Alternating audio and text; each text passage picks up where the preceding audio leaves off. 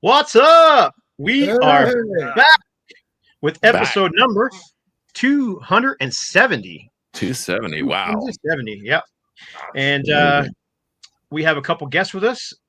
We got Steve and Lance Harrison to my left, right? My right, left. I always mix it up when I'm on the All camera. right, your left. Yeah.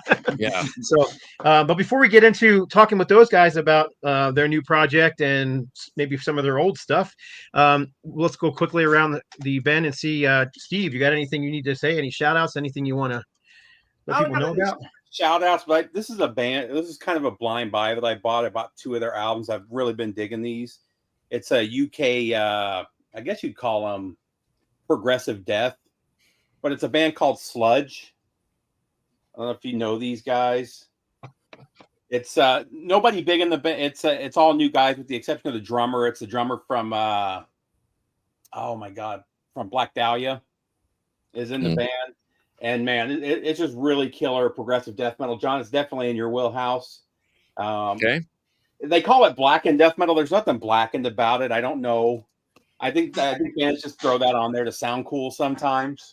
But some really good UK death metal there. So right on. Well, I picked up last week. We did our show, and we had a guy named Dale that was one of the people watching and commenting, and he asked us if we had ever heard of Cosmic Cathedral, because I think we were talking prog for a bit there, and no, I hadn't, but I went ahead and grabbed that Cosmic Cathedral.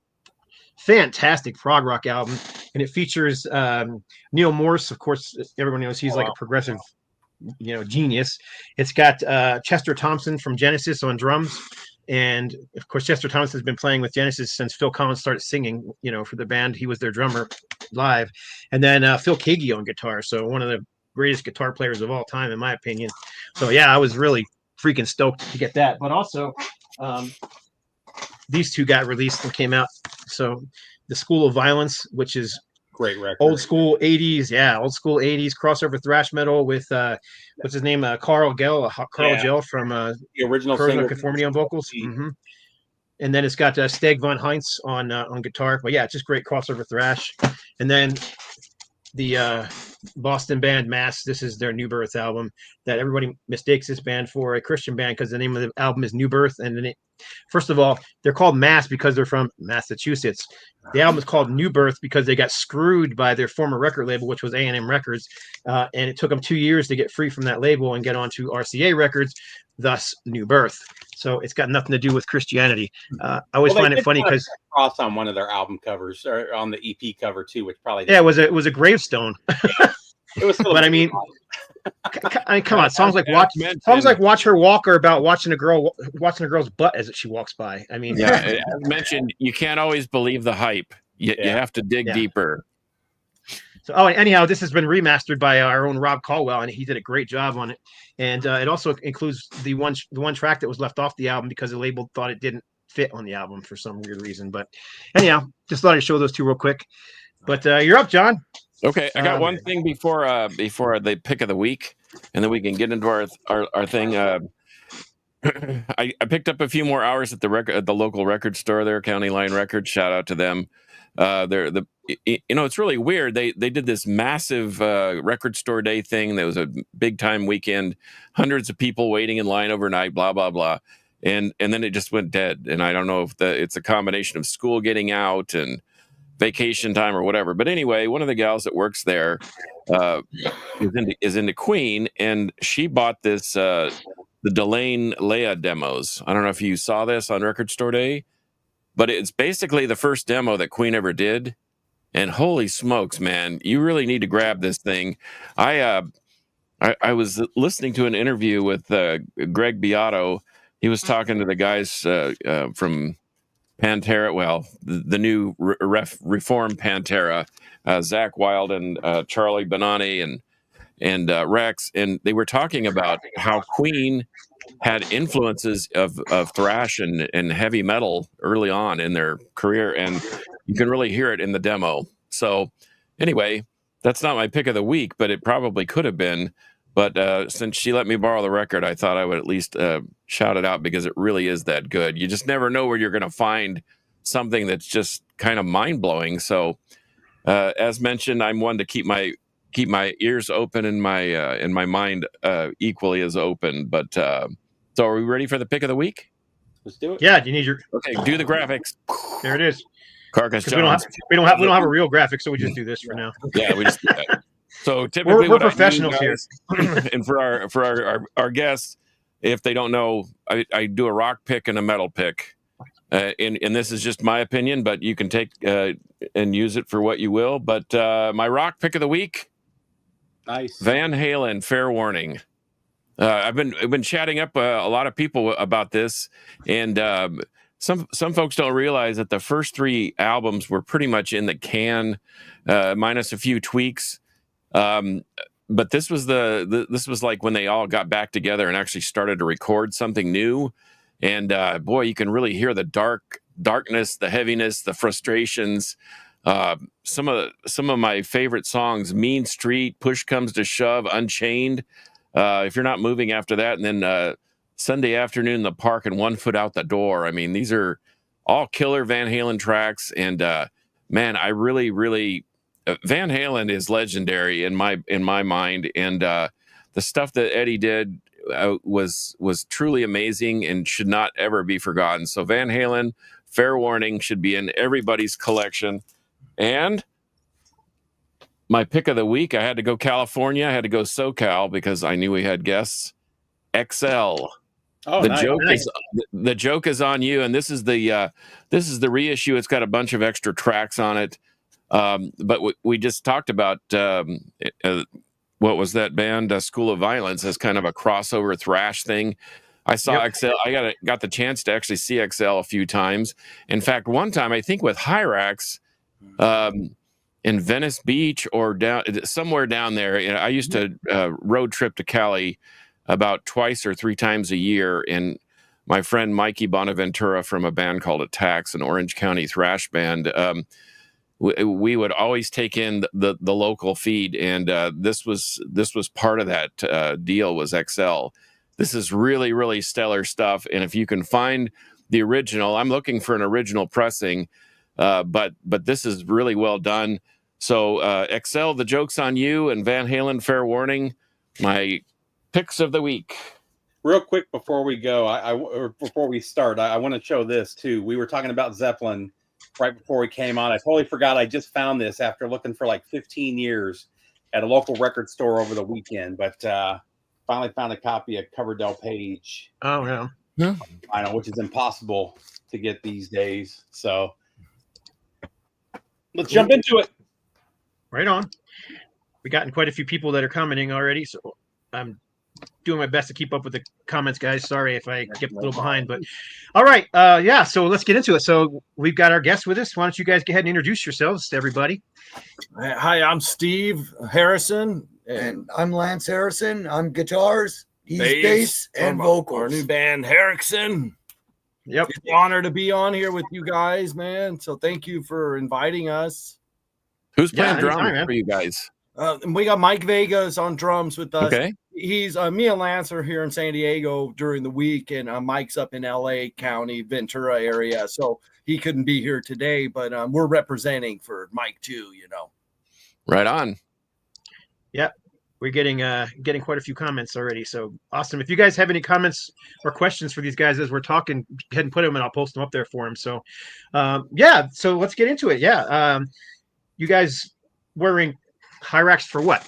13, 14 years? 16 years. 16 years. Yeah. Actually, a little bit longer because I started working on the demos for Assassins of War in late 2005.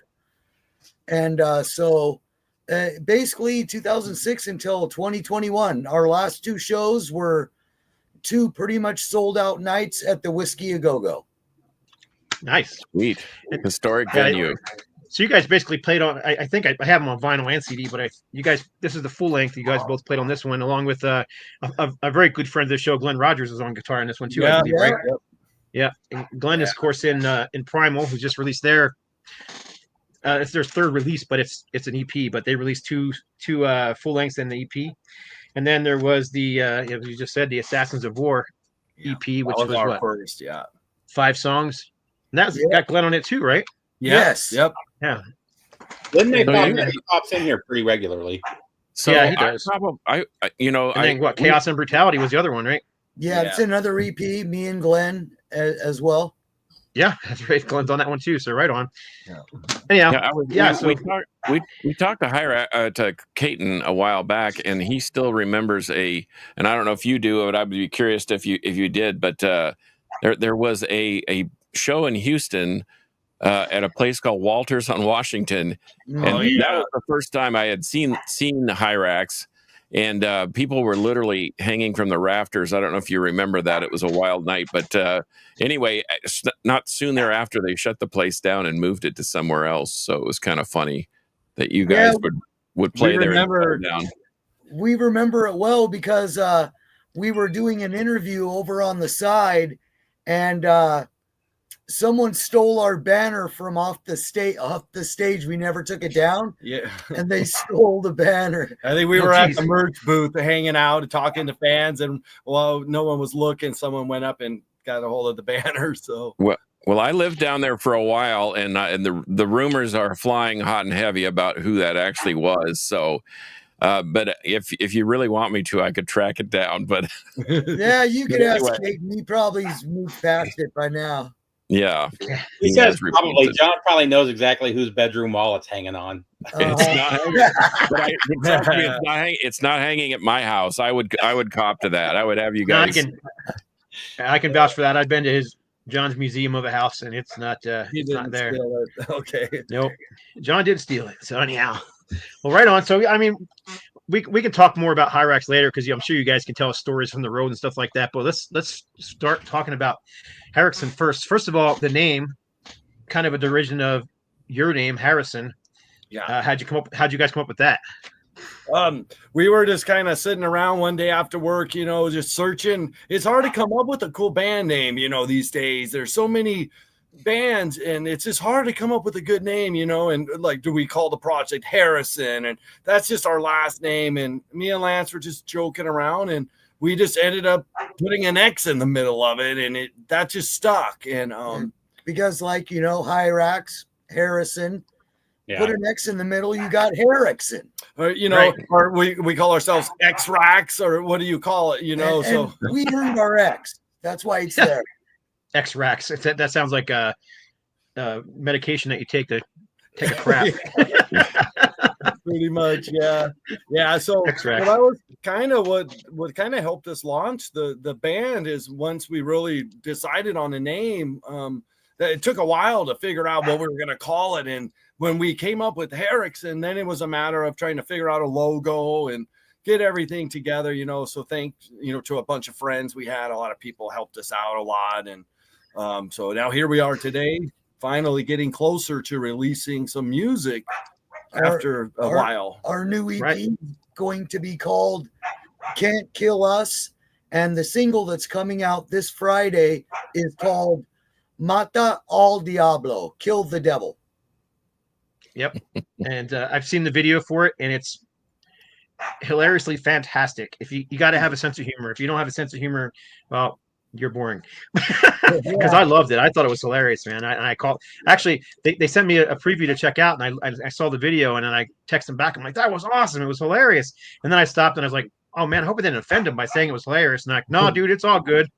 Yeah. No, we got it. We got exactly what you're saying. I mean, we kind of had to keep it lighthearted, Right. Yeah, I think you guys all love it, and I would describe HarXson as straight up thrash metal. I mean, if you guys like the albums like this, it's pretty much in the same style, wouldn't you guys say? Yeah, I mean, after playing in Hirax for 16 years, and working with Caton, I mean, man, when it comes to metal, he knows metal better than anyone. He's like a walking encyclopedia of metal. He knows more bands and more people. So we learned a lot from him. So Lance did a lot of the writing on all of the albums we're on. And so we're just trying to continue with what we've done and what people know us for. So with our own little twist, Yeah. For whatever reason, your video's locked up, but we still can hear you. Yeah, so I don't know. We were locked up for a little while, and then now we're black. We can still hear you. We can still hear you. So you're up. Now you're gone. Yeah, now you're back. Is it back? Okay, because it's dead on. Yeah, we see a picture of you. We can hear you, so we're good for now. Okay, yeah, I don't know. We're black. I don't know what's going on, but yeah. So, this is pretty much a continuation. Immortal Legacy was the last Hirax album we did with Hirax, and I wrote all of that music except for Steve's bass solo. So Right. pretty much just a continuation of what we've been doing. Good, because I think it's fantastic. I mean, one of the things that I was telling a couple, actually the label that you guys, I don't know if it's been announced what label you're on yet or not, but I actually don't care if you guys want to leak it. It's fine with me. But I was telling the owner of the label, that you guys were talking about Caton and just giving him the highest praise. And I was like, a lot of people would be pissed because, you guys separated and parted ways with him. But that's not the take you guys had on it. You guys were kind of grateful. And I thought that was awesome.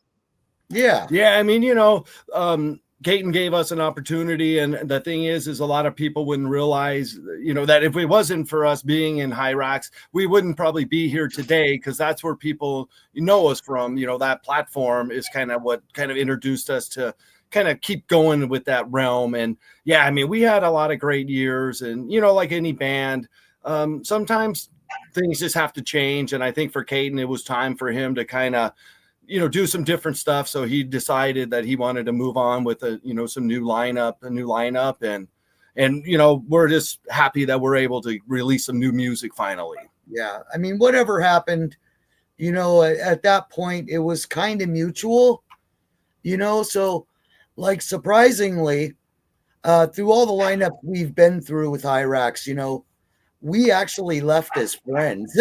So, which is a change as well.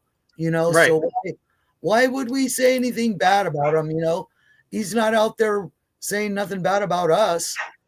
Nope, not at all. And he's been on our show several times. And yeah, we actually had you've actually been part of the discussions a few times. And nope, never had a negative thing to say. Actually, he's never said anything bad about anybody that's been in this band. It's always been positive about all of it. So. Yeah, and Hirax is Caton.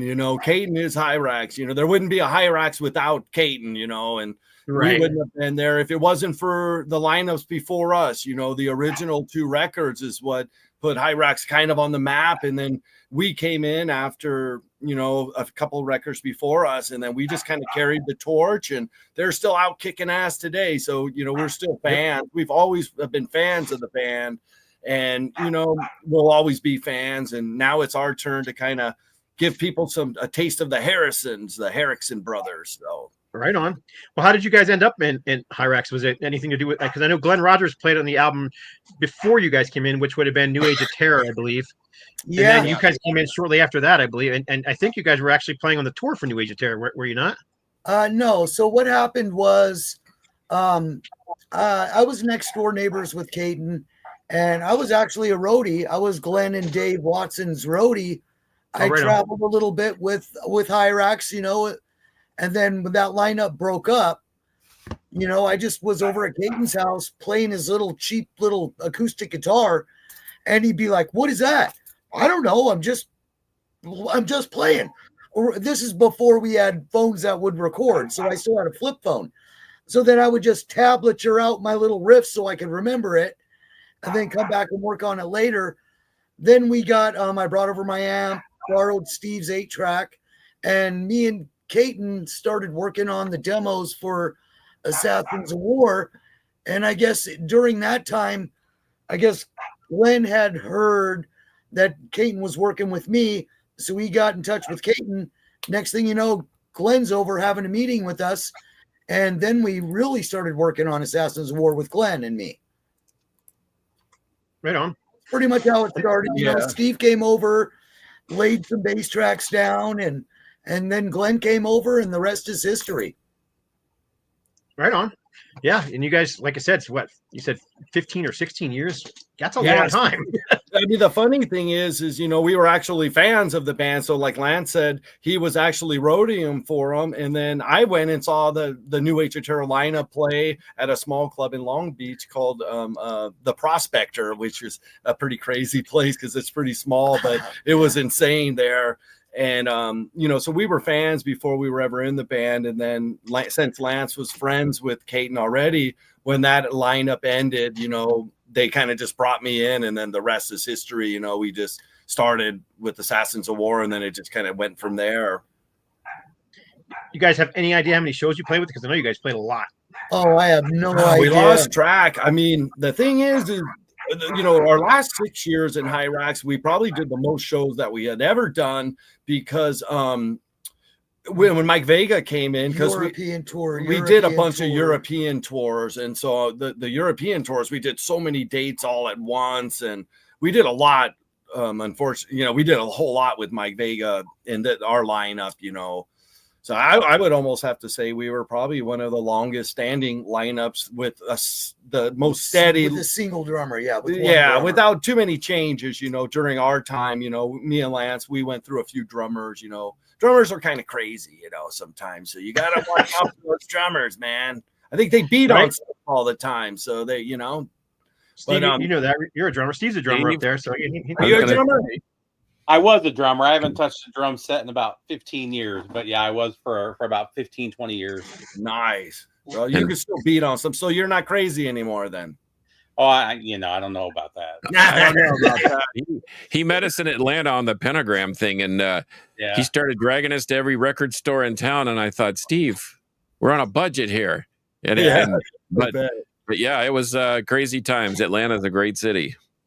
Oh, yeah. Do you have any cities that are more memorable than others that you've toured in? I know South America was part of your gig too. And didn't you do Keep It True once? Yeah, we did the Keep It True. And actually, that's an album that we're on, the Thrash and Destroy. It's a live album. And a DVD. That we did. Yep, yeah, I have that too. Yeah, so that was the first time we went to Germany. That was, I think, the second time we ever went to Europe with Hirax, and our second time ever to Europe. And then they did that DVD record, so that was kind of cool. And yeah, we loved. That was an amazing time, and we played with Leatherwolf was on the date, so it was pretty sweet. But as far as a favorite place we've been to or favorite show, I mean, no, they were all great. You know, it's just great. I can't really. I don't know. When, for me doing shows, there was something about playing the European crowds that was different than playing the U.S. crowds. Yeah. I don't know what it was, but I mean, playing in, you know, I played a show in Switzerland in front of a few thousand people, and I swear every person knew every word to every song, and we're singing them right up there in front of me.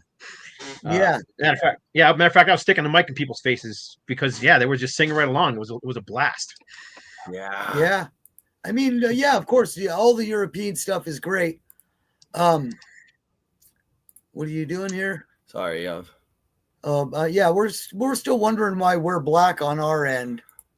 We can cut you out for a second if you want to just log back in again. I'll bring you back on. I went on YouTube. So I guess what do I do? Just exit out and go back to the link, and then I'll remove you from the stage right now. We'll ramble on it for a second, and then just click back on the link, and I'll bring you back in. Okay. All right. Cool. All right. See ya. Hey Jeff, it's a Martin. It's one of the Martin Road series. The acoustic behind me.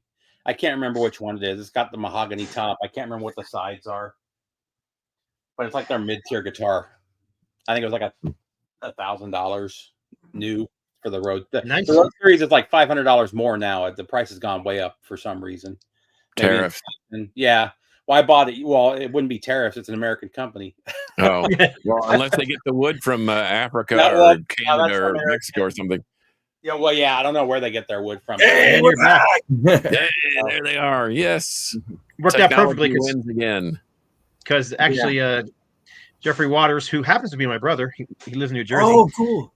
He was asking about the acoustic guitar behind Steve, so we talked about that for a second. Yeah, that's actually Lance's Jackson, and I got this is our little lair here where we have a lot of our guitars and we write a lot in this room. This is where me and Lance work. But that's Steve's Fender. Yeah, Lance. This is Lance's pretty popular guitar. He played this on almost a lot of the Hirax shows all around the world. That's been on every album I ever recorded. And Lance has a story about this guitar he calls That it guitar right stubby. there says metal. This Yeah, he calls stubby it stubby because of this because side. on this side in Colombia, we got to the airport and they freaking cracked his guitar off. And They busted it off, and so I have a friend, and we just got we an have a saw. X-Acto saw, and I sawed it off, and then he rounded it back off and tried to match the color, and that's why Looks it looks pretty good. looks Yeah. kind of green because that's blacker. Yeah, Is that one of the '90s Jacksons? What? Is that one of the Jacksons from the early '90s? No, this is an RR24. The ones they were making in Japan for a while. It's single Oh, pickup, okay. Yeah, single yeah. knob. And I have a replacement for it, but I still never fully retired stubby because I mean this guitar, I could probably put it in the case for 10 years and pull it out and it'll still be in tune. And I could throw that case out of an airplane and pick it up and it'd still be in tune. Yeah, that thing is it's amazing. Yeah, so and for all the stories with this guitar, I mean it's kind of one of our babies and we keep it close to us. So and then this guy here, this was my main touring bass with Hirax that's been all over. It's the a world Chris too. Beatty Chris Beatty from Hatebreed signature bass. I have a 5-string Dave Elson as well, one of the custom his signature basses, which is beautiful too. But me and Lance are both with Jackson. We've been with Jackson for a long time. I love those early '90s Jacksons. Yeah, I think they're some of the best sounding metal guitars of all time. They're still like the Jackson. The guitar player in my first band played a Jackson Kelly Pro, and man, it was just such a great. And he was just here a couple months ago. And he still wishes he wouldn't have sold that. He's been trying to find another one for years, and we're for a long time. So now you can't find them. It's hard to find some of the older ones. People hold on to them, and I don't know. We're kind of guitar whores. Like we don't really sell any. Like we just put it under the bed. Like well, we've been endorsed by Jackson for a very long time, and the only problem with that is you get pretty good deals on guitars and. I love guitars, so he did one of those doesn't like it. I can only fit so many under the bed. Luckily, she lets me hang some on the wall, but it's hard. Too many guitars could be a problem because you can only play so many at a time. But we love them. I had to work out a deal where if I get a new guitar, I have to buy her something fancy too. So that there you go. Really good. That works out. Yeah, got to keep the wife happy. It's like happy wife, happy wife, happy life. Yeah, I think we all know about that. Yeah, that's except for Carcass. Carcass is a newlywed. Yep, and happy as a little. Well, what do they say? No, I can't say happy as a little girl, but I couldn't be happier. I'm happy. And newly retired too, right? Yeah, newly retired. That's right. I've got lots more time to do lots more cool stuff, and hopefully I can. Scott had mentioned about. T-shirt design or doing something, but I'm always happy to do that. I know that we had initially talked about doing some album cover stuff, but it looks like you got that handled, which is cool. I'm more of a. I know we talked to you about it when I talked to you a while back, and you were just trying to get retired first, so you weren't quite there yet. But now that you have a little more free time, we'll have to talk to you about some, definitely of course. Stuff. Happy to do it too, because I'm. You don't realize how much you actually were doing until you stop doing it, and then you're like, what am I going to do with all this free time? And I've found out ways to kind of plug in here and there and at least stay moving, and so it's been a real lesson in adaptation. But like the 2 week, like if I hadn't been retired, I couldn't have gone on that 2-week stint with Pentagram, which was a real learning. That had some real learning curve to it, and but it goes to show you just how much work actually goes into getting like HarXson from point A to point B and point B to point C. It is a lot of work, and as I mentioned on one of the shows, people really should take a week and go on tour with their friends or whatever and just see what it's like. And the next time they go see a band from out of town, they will go buy a T-shirt or a record or put a little extra money in the tip jar because it is brutal. There's no glamour. There's no there. It's like I told my wife. I said there were ounces of fun amidst tons of grueling hard work. And that's the most accurate way I could put it. But was it worth it? Sure, it was worth it. It was like I said, you get to see new people every night, new places, hear new music from different bands. Like this band here, this Chained to the Bottom of the Ocean. They were kind of a bucket list band. I thought I'll never see those guys. They're so obscure. And there they were at the Maryland Death Fest. And they went on 2 bands before Pentagram did. And I'm like, how lucky did I get for that? And so you just and these guys right here, Hans Condor, check them out, man. They're wild and good people. And they were on our last 3 shows. And without them, I would have been stranded by myself loading the trailer. Oh man! But awesome, anyway, man. But you know. That's Actually, the beauty without of them, we would have gotten screwed in Atlanta because it started raining literally the minute we finished loading the trailer. Yeah, and had they not been there, healthy guys that just really wanted to go. Because it wasn't like a little rain; it was like dumped. No, it was a deluge. It was a toad choker, as they say in Texas.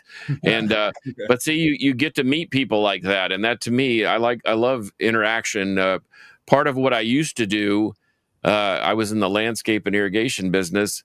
And part of what I loved doing was not only creating a new environment for people, but that interaction with them, working with them, picking their brain, having them pick mine. And we come up with this great concept. It's not unlike writing a record or coming up with a piece of art. You kind of figure out what direction they want to take, and then you run with it. And then you come to some accord, and then you create something really cool. So, but man, hard work. You guys that tour, and even just doing a local gig, I know takes a lot. Steph's brother, my wife's brother, has a band called Creeper, and they work so hard. They practice 4 or 5 times a week, and they are not afraid to play. They will go and play a little 50-seat pub, or they will play an arena. That doesn't matter to them. They just want to play. But it's a production. That's awesome, man. Yeah. Speaking of, hard work and stuff, we're friends with a lot of bands, and we have a lot of friends. And I just saw today a post that Extorter and Hatred, they're playing tonight, I think in El Paso, Texas, but they're going to be here in San Diego tomorrow at this club called Soda Bar. So imagine that long drive. Yeah, leaving there to be here. Those guys are freaking. That's hard work, and that's dedication and maniacs. Yeah, they were here Saturday, and I wondered where they. I think they went to Austin or San Antonio on Sunday. But El Paso. Think about this: if I leave right now, and drive 10 hours, I won't be to El Paso, and I live in Dallas, Fort Worth area, so it's. It's almost 700 miles to El Paso. So and we had a couple of long drives, like from Springfield, Missouri to Milwaukee. Mm-hmm. And we were there. We had to be there. And you know how the Milwaukee Metal Fest is. You've played that shit. We did it one year. Yep. You know how strict they are about timing and being there and whatever. And so there was no room for error. I mean, we packed up in Springfield.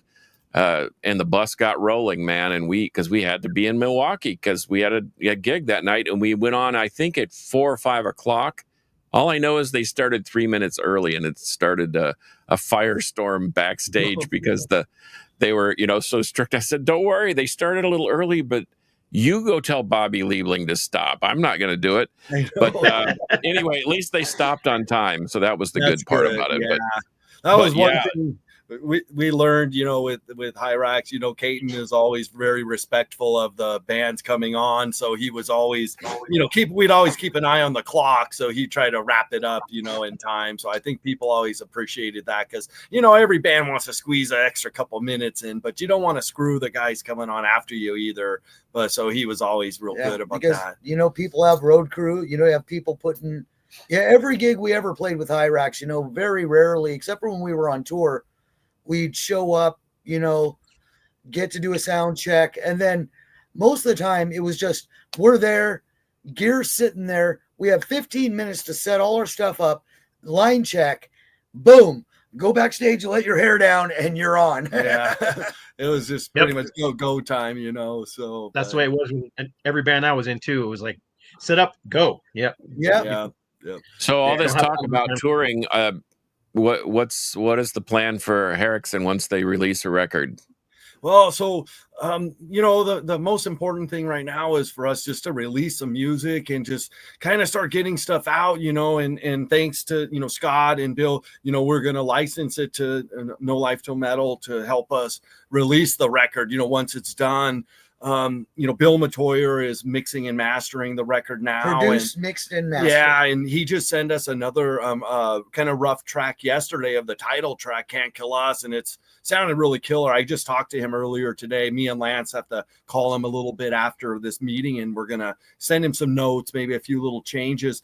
But the goal is first to release some music and let people hear us, because no one knows our sound yet. They know us from our past, but then they'll get to see where we're at, and this is my first project where I'm singing too.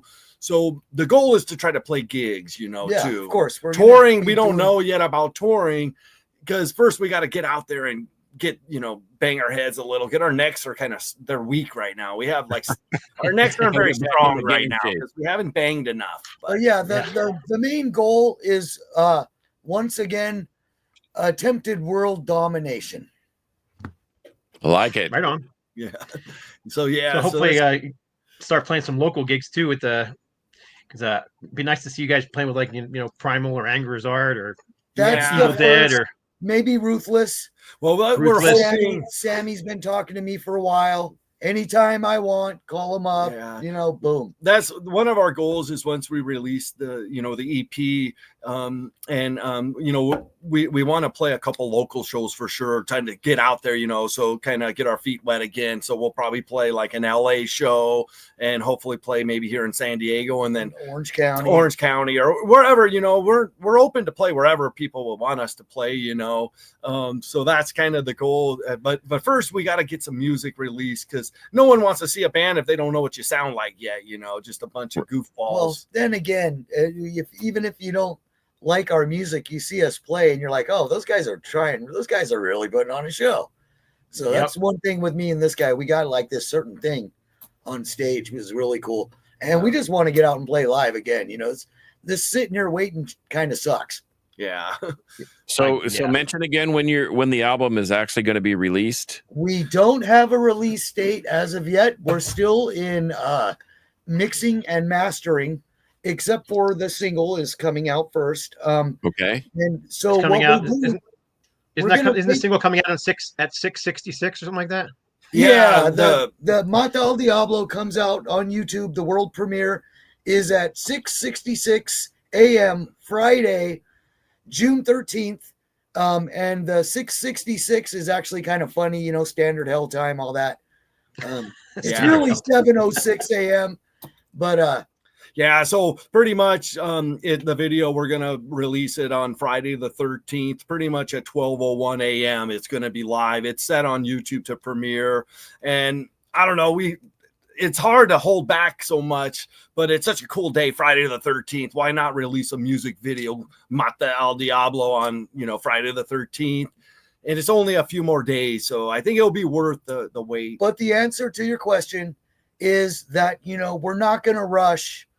We're not going to rush the master and, let him take his time with it, because like the roughs that we've already got, all the roughs, basically just what's on tape right now already sounds so killer, and everything's still in mono. Nothing's really mixed. It's just raw tape. And it sounds great. So let Bill take his time with it and make it even better. Yeah. Yep. And then soon us and Scott will have some news. Okay, because I'm impatient. I need thrash. I know, man. I can see your collection's amazing. Both you and Scott, and I know, I'm sure you too, Steve, got some crazy Steve just stuff. needs to I see all your vinyl. Steve just needs to turn his camera. All his stuff is like Oh yeah, yeah. So I know you guys are. He's got a whole some of wall the behind him with- truest. All you guys got way too much time on your hands and too much money in your wallets. No, I Oh, finally we have have no the money in time I our need. Well, wallets. no money anymore. Well, you're broke. Wallets. Yeah, no, but that's quite a collection though. So yeah, we can't wait to put our record on your shelves eventually. Yeah. You Yeah. know? And thanks to Scott, for working with us. He's helping us to kind of to get going in that direction. But like Lance said, we just want to wait for Bill to let everything marinate and get it, and it won't be long now, when you hear the new song coming out Friday, that will give you a taste of kind of the direction The of everything. production. Okay. Yeah, what we're gonna. I've got my mouthpiece and neck brace waiting. Okay. All right. Yeah. Yeah, you might need a chiropractor. You so. might need to go Yeah. to our merch store. We might have to put some neck braces in our merch store. There you HarXson go. logo on the front. I Yeah, can man, see get it with HarXson the big HarXson X. neck braces, absolutely. That'd be perfect. Yeah, that's Always exciting. looking for new merch ideas. Yeah. We'll be, talking to you too. Like when we are ready to play a show, you help us do the flyer layout and stuff like that. I seen some of your All flyers in. are amazing. We were just because we just had a podcast with Tanner and Les Poppet on a Saturday here. Madras. Madras. Madras. And There it is. and Tanner brought a bunch of a lot of their music that I've had. He's always hooked us up a few CDs and some shirts over the years, but I finally got their whole collection now, and he was telling me how awesome it was working with both you guys as well, because you did a lot of drawings and stuff for him, John, and you too, Scott. So Yeah, we Super worked with cool. we put out their last new full length album. Unfortunately, now we have better promotion and way better distribution. So, I mean, when we did his album was 3 years ago. We were a pretty new company and we were doing everything ourselves and having to ship we had some people in Europe that were carrying our stuff, but it was just a handful of places here and there. Now you can get our stuff and you can get our stuff on Best Buy, and Amazon, and you can get it on I'm trying to think of the name of Amoeba Records, and you can get it at towerrecords.com and freaking Walmart. Yeah, that kind of places. So people still need to buy the physical product. We had interviewed Dave Sanchez from Havoc, and he was saying that they have to get like 30,000 streams on Spotify to make what they make on one T-shirt sale. So Yes.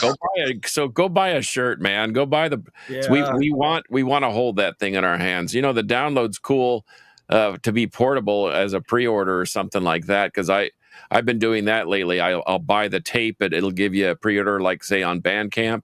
But Yep. I want something I can hold it in my hand. I love to look at the artwork that's inspiring to me, and to me, listening to music should be an experience, not just background noise. So I'm ready. I can't wait.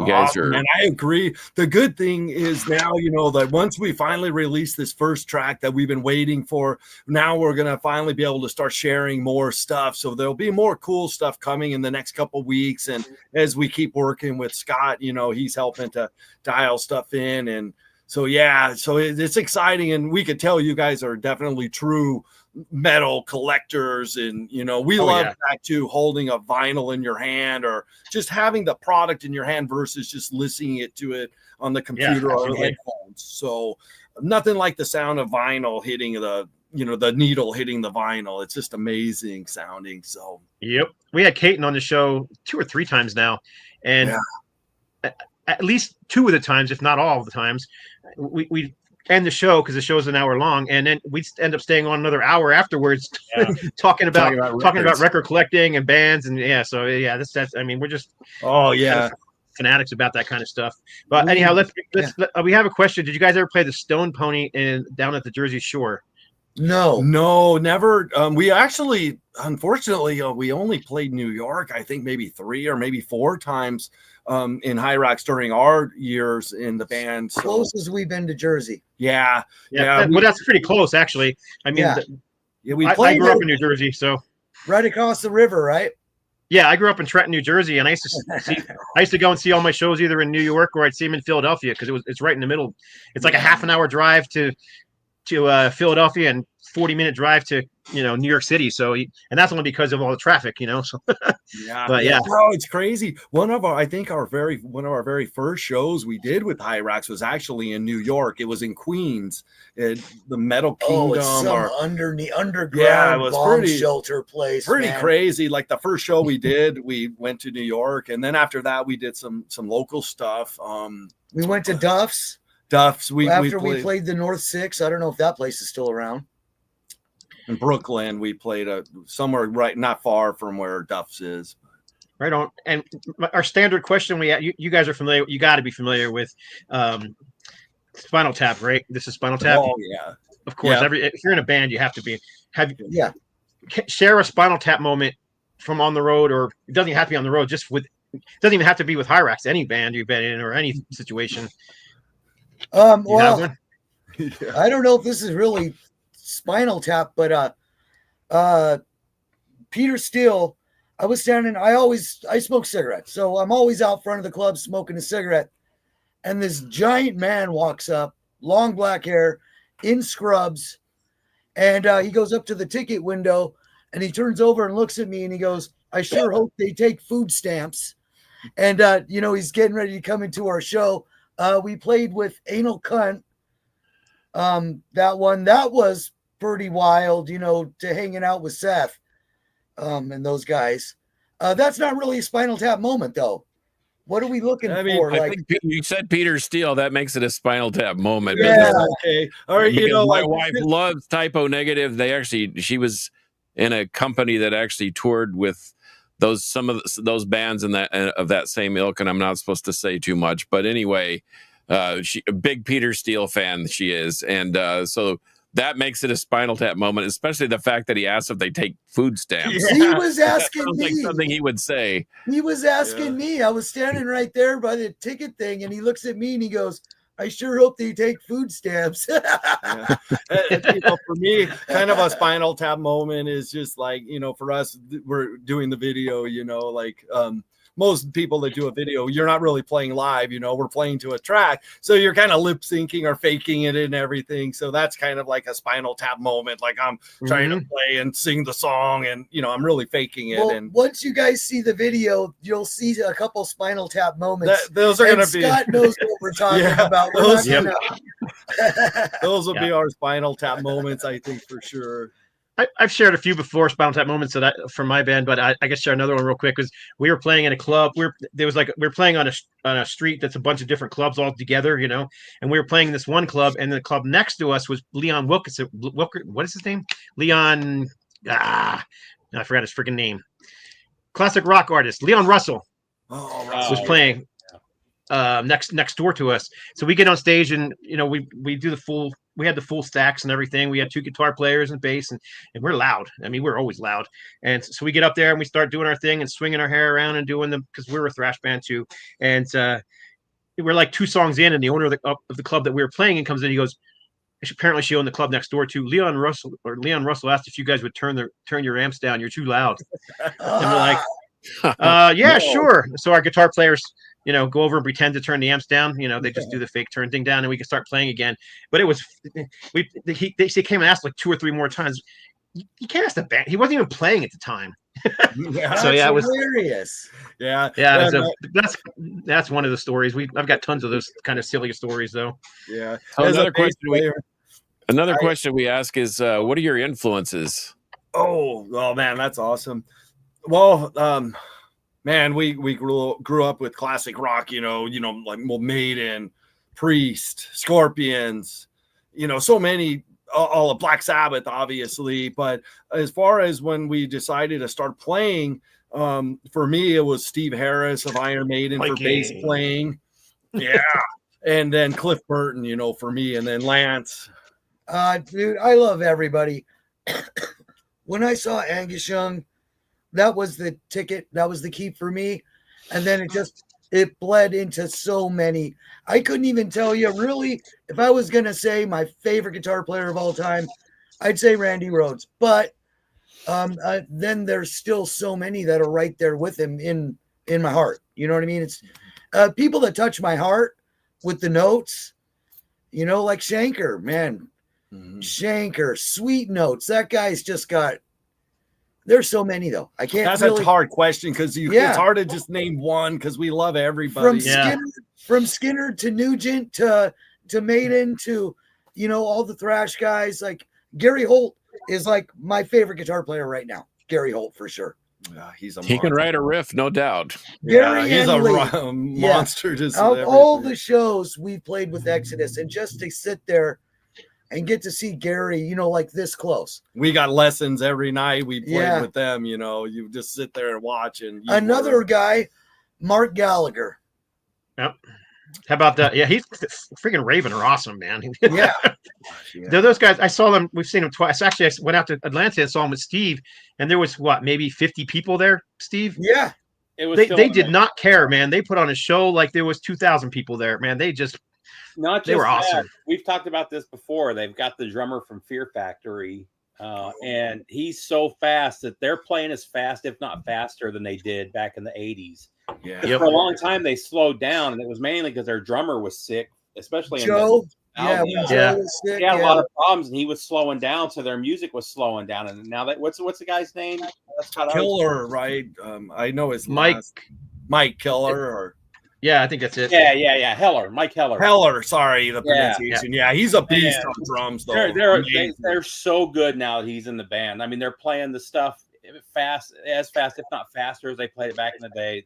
And so they live pretty close to here. They're only a few hours away from here. Are they South Carolina, Scott, where they live? I believe so, yeah. Either North or South Carolina where they live now. So they're here twice a year, and I go every time they come. And it's always that was a blast. Yeah, then I saw them go wrong with seeing a Raven show. We got to tour with those guys in Europe, and they're just so nice. Like, oh yeah, they're of course headlining, and we're co-headlining. And like after they get their stuff up, I see John helping Anna hang our banner up over their banner. You know what I mean? Like John's a sweetheart. Mark, just great guys, really nice. And they hang out too. They hung out for a good hour after the show. So there was a guy that had like 15 records with him. They sat there, signed every one. Signed everything, yep. Yeah, they're always awesome, yeah. Yep. And they, gosh, I saw them maybe 2 years later, and I saw them actually in Southern California, in LA, and they were playing with Riot Act, and again, nobody there. I mean, it was empty, that club.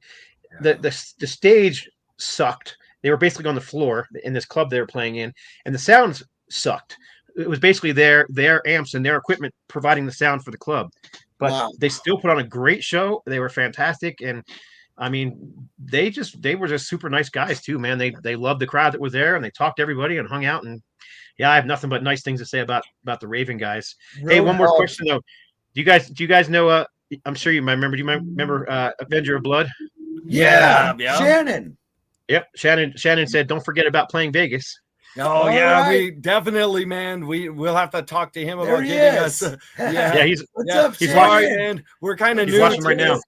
We're kind of new to this, so I don't know how to typing in or answering. But thank you for bringing that up. But we'd love to anywhere we could play. For us will be an honor just to get to share our music with people and just hope people like to headbang with us. So actually, I think that's another story from pre-Hirax.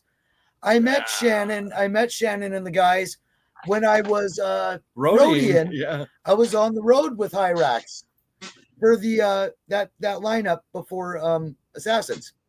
Right on. New Age of Terror. Anyway, New Age of Terror lineup. Yep. Questions? Yeah. Let's see. Anything else? Shannon just gave you the metal horns. Back at you, Shannon.